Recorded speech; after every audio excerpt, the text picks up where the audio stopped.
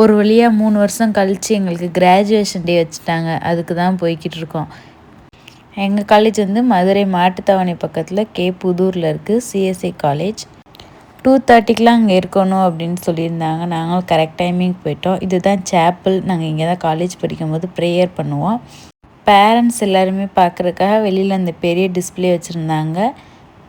அப்புறம் நாங்கள் எல்லாருமே உள்ளே போயிட்டோம். இந்த இடத்துல தான் கிராஜுவேஷனுக்கு வந்து அரேஞ்ச் பண்ணியிருந்தாங்க. சீட்டிங்ஸ் எல்லாமே போட்டிருந்தாங்க. எல்லோரும் வரதுக்கு முன்னாடி நாங்கள் தான் ஃபஸ்ட்டாக உள்ளே போனோம்.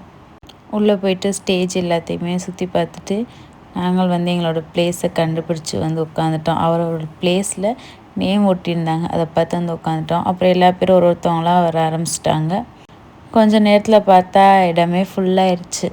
அதுக்கப்புறம் எங்களுக்கு வந்து ஸ்நாக்ஸும் வாட்டரும் வந்து ப்ரொவைட் பண்ணாங்க. அப்புறம் ஃபங்க்ஷன் ஸ்டார்ட் ஆக 4:30 ஆயிடுச்சு. ஒரு பேட்சாக கூப்பிட்டு எல்லாருக்குமே சர்டிஃபிகேட் ப்ரொவைட் பண்ணி ஃபோட்டோ எடுக்க ஆரம்பிச்சிட்டாங்க. ஈவினிங் ஸ்டார்ட் ஆன ஃபங்க்ஷன் வந்துட்டு நைட்டு இருட்டினதுக்கப்புறம் தான் முடிஞ்சிச்சு. வெளியில் வந்து பார்த்தோன்னா பேரண்ட்ஸ் எல்லாருமே அவங்களோட பிள்ளைங்க வாங்குறத வந்து டிஸ்பிளேயில் உட்காந்து பார்த்துட்டு இருந்தாங்க. எங்கள் காலேஜ் வந்து மாட்டுத்தாவணி வெற்றி சினிமாஸ்க்கு பின்னாடி தான் இருக்குது. அது வழியாக தான் வந்தோம். அதுக்கப்புறம் ரொம்ப லேட் ஆனதால் பசிச்சிருச்சு. ஹோட்டலுக்கு போயிட்டு ஆர்டர் பண்ணி நல்லா சாப்பிட்டுட்டு அதுக்கப்புறம் பஸ் ஏற வந்துட்டோம். இனி மாட்டுத்தாவணிக்குள்ளே போய் பஸ்ஸு பிடிச்சா நேராயிரும். வெளியில் நின்று ஏறிடலான்ட்டு வெளியில் நின்று பஸ் ஏறிட்டோம். சரவணா ஸ்டோர் வழியாக தான் வந்துச்சு. சரவணா ஸ்டோர் நல்லா லைட்டிங்கில் கலர்ஃபுல்லாக இருந்துச்சு. நாங்களும் சேஃபாக வந்து வீட்டுக்கு ரீச் ஆகிட்டோம்.